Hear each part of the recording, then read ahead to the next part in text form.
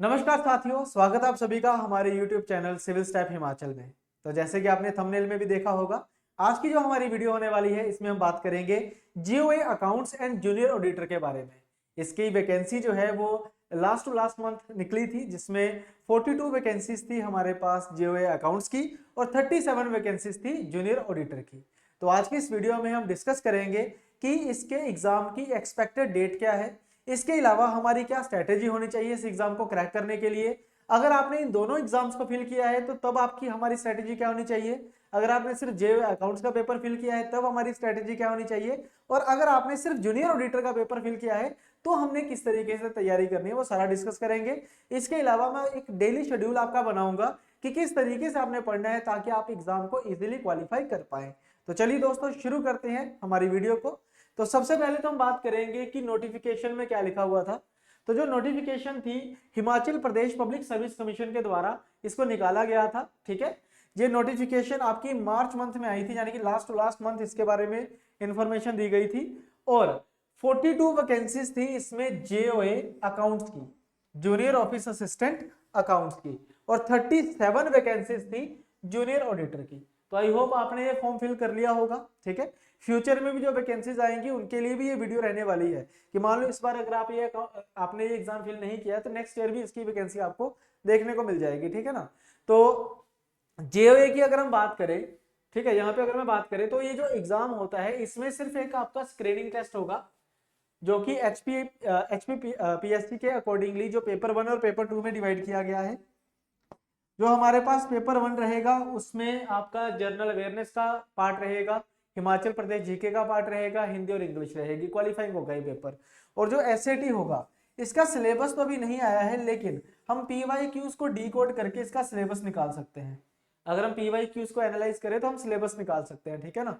तो ये सारा मैं आपके आज की क्लास में डिस्कस भी करूंगा कि सिलेबस क्या हो सकता है एक्सपेक्टेड, वो एक एक पॉइंट मैं आपको बताऊंगा।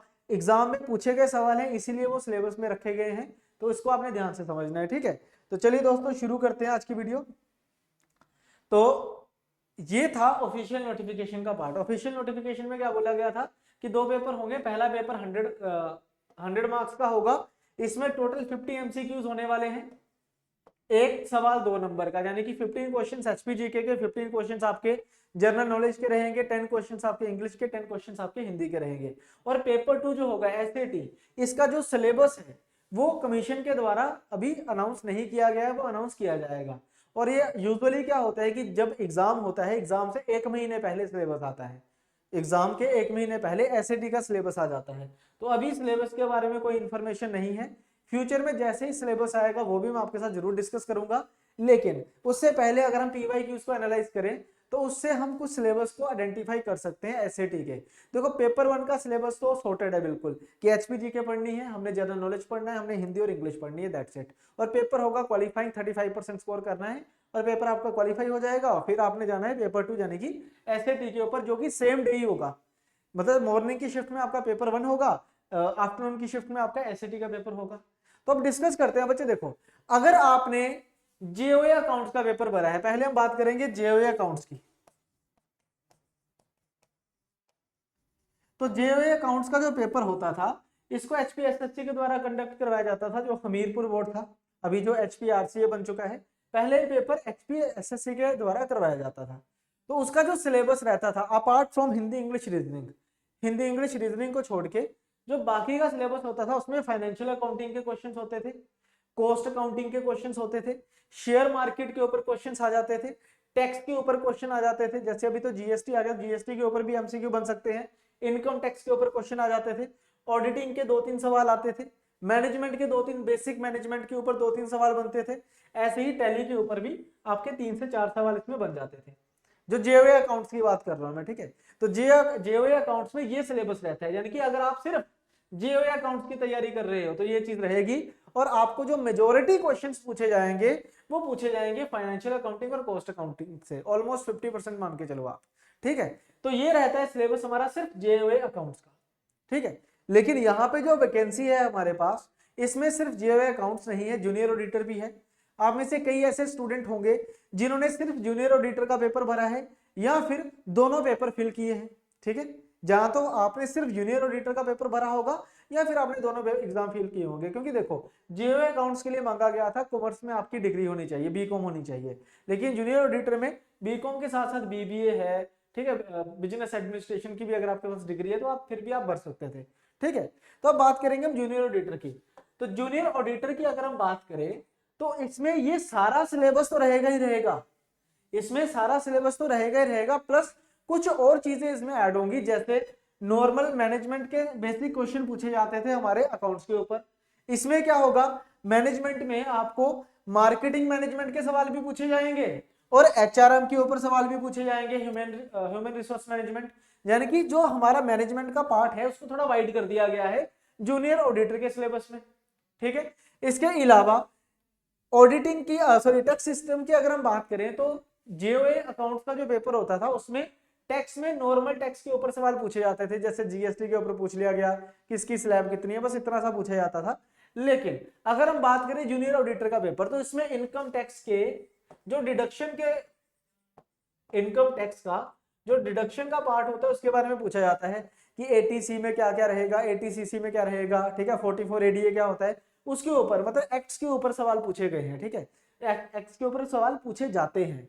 शेयर मार्केट के ऊपर आपको जूनियर ऑडिटर के काफी सवाल देखने को मिल जाएंगे। इसके अलावा जो इंपॉर्टेंट एक्ट्स होते हैं इसके ऊपर भी आपको 3 से 4 सवाल जो है वो प्रीवियस ईयर पेपर्स में पूछे गए हैं, 3 से 4, ज्यादा नहीं कहूंगा, 3 से 4, और उसमें भी ज्यादा सवाल जो थे वो कंपनीज एक्ट के ऊपर पूछे गए हैं। इसके अलावा कॉन्ट्रैक्ट एक्ट के ऊपर सवाल पूछे गए हैं, सेल्स ऑफ गुड्स एक्ट के ऊपर सवाल पूछे गए हैं। हालांकि सेबी, पार्टनरशिप और नेगोशिएबल के ऊपर अभी सवाल नहीं पूछे हैं, लेकिन it is also a part of syllabus, एक एक सवाल किसी अदर एग्जाम में पूछ लिया गया है।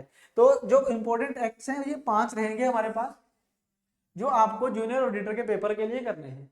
अगर आप जूनियर ऑडिटर का एग्जाम दे रहे हो तो ये 6 एक्ट्स होंगे जो आपने पढ़ने हैं। कंपनीज एक्ट होगा, कॉन्ट्रैक्ट एक्ट होगा, सेल्स ऑफ गुड्स एक्ट होगा, सेबी एक्ट होगा, नेगोशिएबल इंस्ट्रूमेंट एक्ट रहेगा और लास्ट में हमारे पास पार्टनरशिप एक्ट रहेगा। तो इन एक्ट्स को आपने जरूर पढ़ना है क्योंकि इसके ऊपर भी सवाल आपको देखने को मिल जाएंगे, ठीक है। देन जो हमारे पास जूनियर ऑडिटर का सिलेबस है उसमें स्टैटिस्टिक्स के पार्ट सवाल भी रहते हैं। अगर हम लास्ट ईयर का पेपर देखें तो उसमें 5 to 6 क्वेश्चन पूछे गए थे स्टैट के, जो कभी भी आपको यहाँ पे नहीं पूछे जाएंगे। अगर आप अकाउंट्स की तैयारी कर रहे हो, जेईई अकाउंट्स की तैयारी कर रहे हो सिर्फ, तो फिर आपको स्टैट के क्वेश्चन नहीं पूछे जाएंगे। लेकिन जूनियर ऑडिटर के पेपर में स्टैट के क्वेश्चन पूछे गए थे, जैसे मीन, मीडियन, मोड के ऊपर सवाल पूछे गए थे, ठीक है। लेकिन अब जो आने वाला हमारा समय है, इस आने वाले समय में आपको हो सकता है कि स्टैंडर्ड डेविएशन के ऊपर सवाल पूछा जाए, मीन डेविएशन के ऊपर, वेरिएंस के ऊपर सवाल पूछा जाए, ठीक है, कोफिशिएंट ऑफ वेरिएशन के ऊपर सवाल पूछ लिया जाए। तो स्टैटिस्टिक्स को आपको ये सारा ही पढ़ना पड़ेगा, क्योंकि एग्जामिनर अगर लेवल को इंक्रीज करेगा तो यही चीजें आगे आएंगी, ठीक है। देन आफ्टर अगर हम बात करें जेओए की, तो जेओए में आपको मैक्रो इकोनॉमिक्स के ऊपर सवाल पूछे जाते हैं। नॉर्मल इकोनॉमिक्स जो हम पढ़ते हैं कॉम्पिटिटिव एग्जाम्स के लिए, उसके ऊपर सवाल पूछे जाते थे। लेकिन अगर हम बात करें जूनियर ऑडिटर की, तो इसमें माइक्रो इकोनॉमिक्स के ऊपर सवाल भी पूछे जाते हैं, यानी कि माइक्रो इकोनॉमिक्स भी इसमें अलग से पार्ट रहेगा, ठीक है जी। तो ये सारी चीजें हैं जो आपने पढ़नी है, ठीक है। अगर आप सिर्फ जेओए अकाउंट्स की तैयारी कर रहे हो, मैं फिर से कह रहा हूं, अगर आप सिर्फ जेओए अकाउंट्स की तैयारी कर रहे हो तो ये आपका सिलेबस रहेगा, आपने फिर ये वाला पार्ट पढ़ना है। अगर आप जेओए अकाउंट्स के साथ साथ जूनियर ऑडिटर की तैयारी कर रहे हो, या फिर आप अगर सिर्फ जूनियर ऑडिटर की तैयारी कर रहे हो, तो फिर आपको सारा पढ़ना है। जूनियर ऑडिटर के लिए ये सारा ही है, क्योंकि जूनियर ऑडिटर के पेपर में फाइनेंशियल अकाउंटिंग भी आती है, कॉस्ट अकाउंटिंग भी आती है, शेयर मार्केट के ऊपर क्वेश्चंस भी आएंगे, टैक्स के ऊपर भी आएंगे, ऑडिटिंग के क्वेश्चंस भी आएंगे, मैनेजमेंट के भी आएंगे।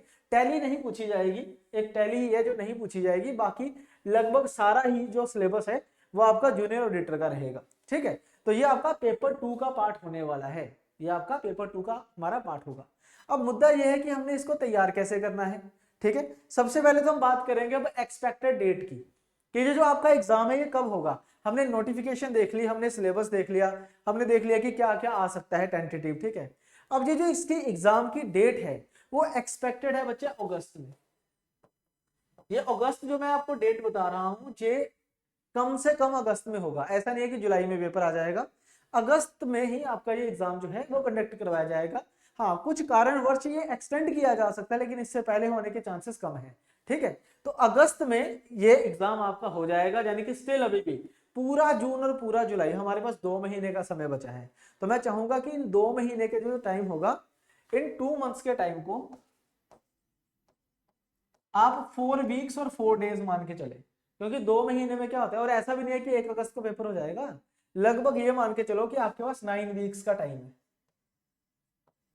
ठीक है जी, तो जो 9 वीक्स है आपने इसको प्रॉपर तरीके से यूटिलाइज करना है। ठीक है, 9 वीक्स को प्रॉपर तरीके से आपने यूटिलाइज करना है, क्योंकि अभी 29 में ही है।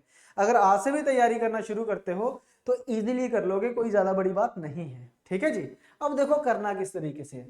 आप ऐसा करो, अपना जो एक दिन होता है ना, एक जो आपका डे होता है, इसको 3 पार्ट्स में डिवाइड करो। 3 पार्ट्स में आपने डिवाइड करना है 2-2 आवर्स के। मतलब मैं ये कह रहा हूं आपसे कि आपने डेली 3 घंटे पढ़ना है। डेली 3 घंटे जो है वो सफिशिएंट है, बिल्कुल ऐसा नहीं है कि आपको 12, 13, 14 घंटे पढ़ने की जरूरत है। अगर आप इफेक्टिव वे से पढ़ोगे तो 6 घंटे भी आपके बहुत बढ़िया रहेंगे।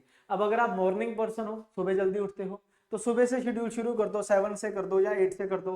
अगर आप नाइट पर्सन हो तो नाइट वाला एक आपका शेड्यूल आ जाएगा। ठीक है, तो आप 3 पार्ट्स में डिवाइड करो। ठीक है, 3 अलग अलग स्लॉट्स रखो अपने, तो 2-2 घंटे के आपने स्लॉट रखने हैं। ठीक है, स्लॉट 1 आ जाएगा हमारे पास, स्लॉट 2 आ जाएगा और स्लॉट 3 आ जाएगा।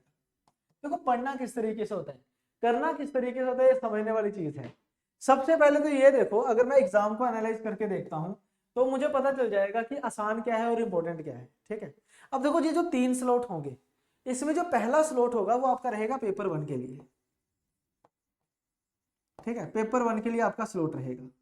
तो पहला वीक जो होगा, जो पहला वीक होगा, पहले वीक में आप सिर्फ एचपीजी के पढ़िए, सिर्फ एचपीजी के पढ़ो और कुछ करने की जरूरत नहीं है, सिर्फ एचपीजी के पढ़ो 2 घंटे बस। एचपीजी को अच्छे तरीके से पकड़ लो। जो सेकंड वीक होगा, इसमें आप करंट अफेयर पकड़ लो, 6 महीने के करंट अफेयर देख लो। मतलब जनवरी से करंट अफेयर शुरू करना, आप जनवरी से करंट अफेयर शुरू करना, 2 घंटे करंट अफेयर पढ़ो इस स्लॉट में। पहले वीक आप एचपीजी के पढ़ो, दूसरे वीक आप करंट अफेयर पढ़ो।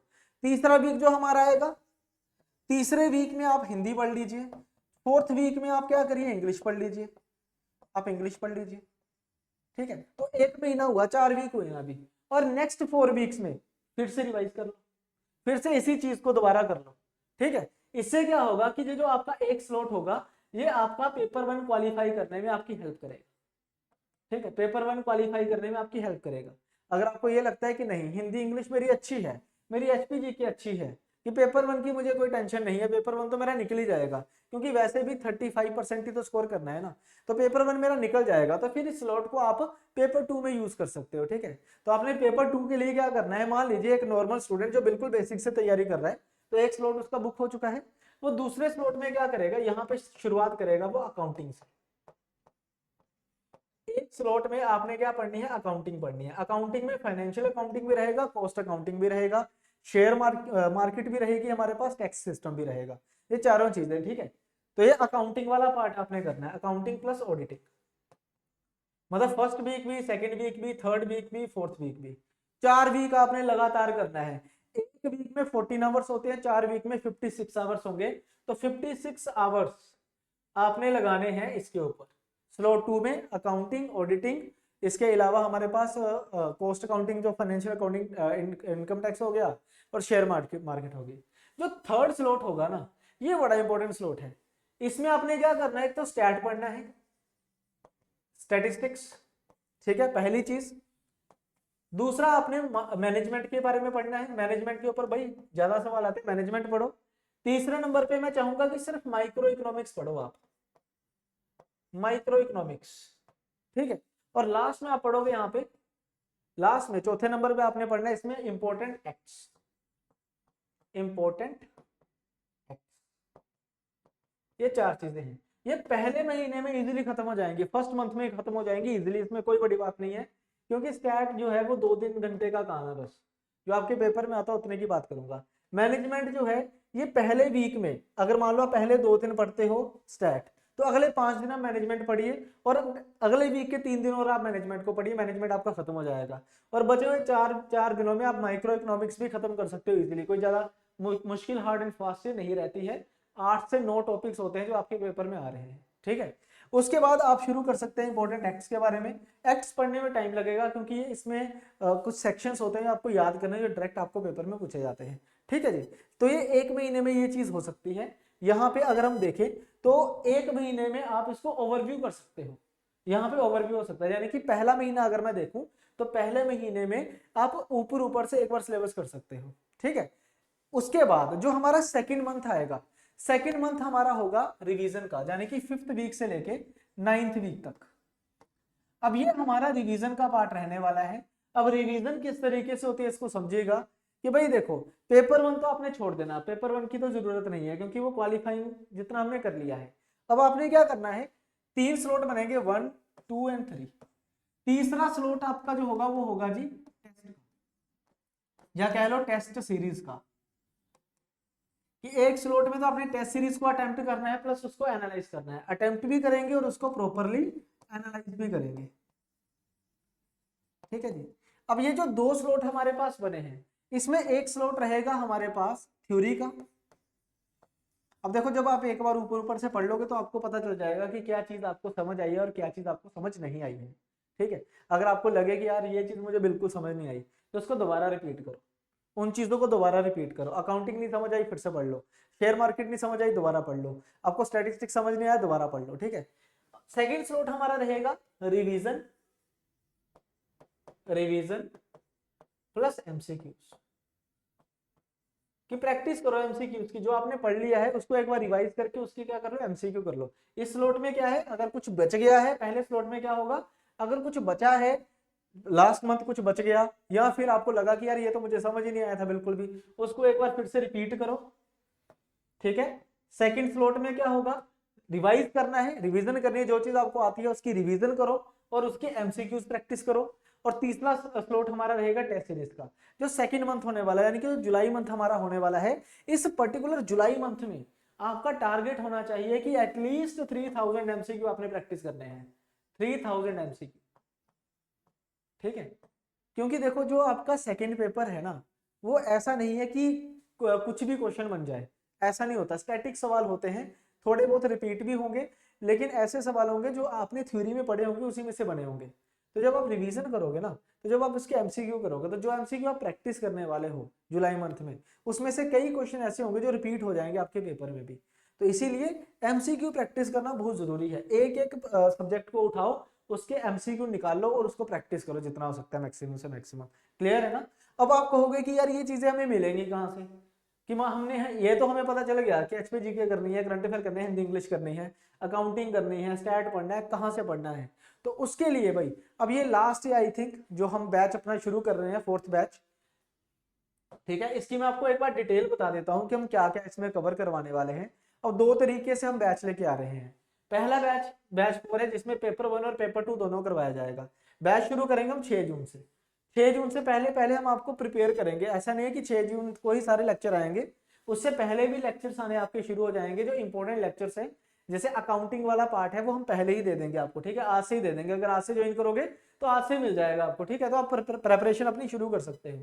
तो एक हमारा बैच है पेपर 1 और पेपर 2, उन स्टूडेंट्स के लिए जो पेपर 1 में भी ज्यादा कॉन्फिडेंट नहीं है, जो डाउटफुल है, वो ये बैच ज्वाइन कर सकते हो। अगर आपको लगता है कि नहीं, पेपर 1 मेरा अच्छा है, मुझे सिर्फ पेपर 2 चाहिए, जेओए का भी और जूनियर ऑडिटर का भी, तो उसके लिए पेपर 2 भी है हमारे पास, जिसमें हम क्या क्या करवाएंगे आपको दिखा देता हूँ आपको। अकाउंटिंग, जिसमें financial accounting, cost accounting, share market, income tax, सारा सारा कवर हो जाएगा।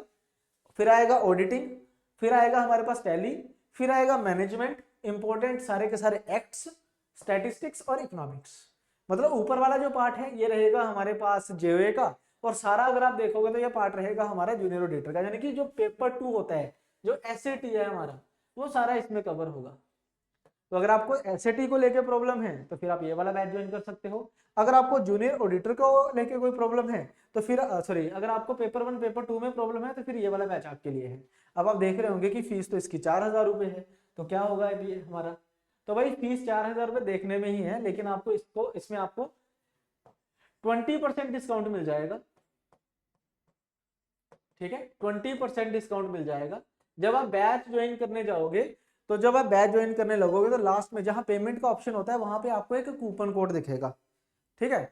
वहां पे आपको एक कूपन कोड दिख जाएगा, तो आपने उस कूपन कोड को क्लिक करना है तो आपको 20% डिस्काउंट मिल जाएगा, यानी कि पेपर 1 और पेपर 2 आपको मिल जाएंगे 3200 के, पेपर 1 और पेपर 2 आपको कितने के मिलेंगे, 3200 के मिल जाएंगे। और ऐसे ही इस पे भी आपको 20% डिस्काउंट रहेगा और ये बैच आपको मिल जाएगा 2400। ये बैच आपको मिल जाएगा 2400 का। इस बैच में सारा सिलेबस आपको करवाया जाएगा, रिकॉर्डेड कोर्स रहेगा, लाइव डाउट सेशन रहेंगे। डाउट सेशन इसमें लाइव होने वाले हैं, ठीक है।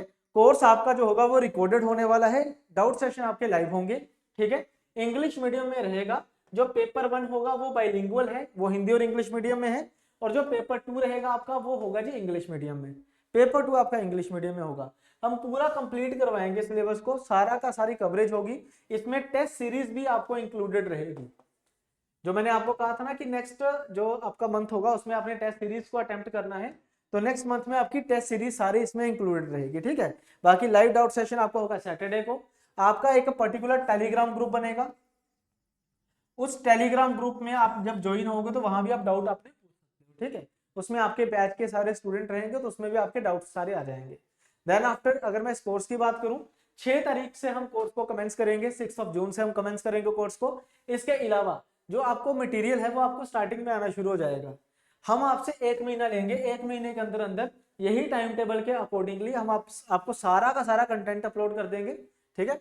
इन 1 मंथ सारा कंटेंट आपका अपलोड हो जाएगा। और इस कोर्स की वैलिडिटी रहेगी अनलिमिटेड, यानी कि बस आपने एक बार कोर्स को ज्वाइन करना है, ये हमेशा के लिए आपके पास रहेगा along with the test series. ये जो फीस रहेगी पेपर 1 प्लस पेपर 2 के लिए, ये रहेगी हमारे पास 3200। और जो पेपर 2 के लिए फीस रहेगी वो रहेगी हमारे पास 2400, ठीक है। तो इस कोर्स को ज्वाइन करने के लिए आप डिस्क्रिप्शन पे दिए गए लिंक पे क्लिक कीजिए, आप ज्वाइन कर लो इस कोर्स को, ठीक है। अर्ली बर्ड डिस्काउंट है, ये वैलिड रहेगा 1 जून तक, ठीक है। 1 जून तक ये जो डिस्काउंट है ये वैलिड रहेगा। तो 1 जून से पहले पहले अगर आप इस कोर्स को अवेल करते हो तो आपको पेपर 1 प्लस पेपर 2 3200 का मिलेगा, और जो पेपर 2 है वो आपको मिलेगा 2400 का। उसके बाद जो हमारी फीस है वो रिवाइज हो जाएगी, ठीक है। तो आप इस कोर्स को ज्वाइन कर सकते हो। इसके अलावा अगर आपने डेमो लेक्चर्स देखने हैं तो उसका लिंक भी आपको डिस्क्रिप्शन में मिल जाएगा। अगर आप एंड्रॉइड यूजर्स हैं तो आप हमारी एप्लीकेशन सिविल स्टैफ हिमाचल को डाउनलोड कर ले, उसमें आपको सारा का सारा कंटेंट देखने को मिल जाएगा, ठीक है जी। तो चलिए दोस्तों, इसी के साथ आज की वीडियो मैं खत्म करता हूं। इसको आप अपने दोस्तों के साथ शेयर जरूर करिएगा, ठीक है। शेयर करिएगा जो जेओए अकाउंट्स की तैयारी कर रहे हैं या फिर जूनियर ऑडिटर की तैयारी कर रहे हैं। बाकी हम मिलेंगे अब क्लासेस में, तब तक के लिए thank you very much, bye bye, thank you.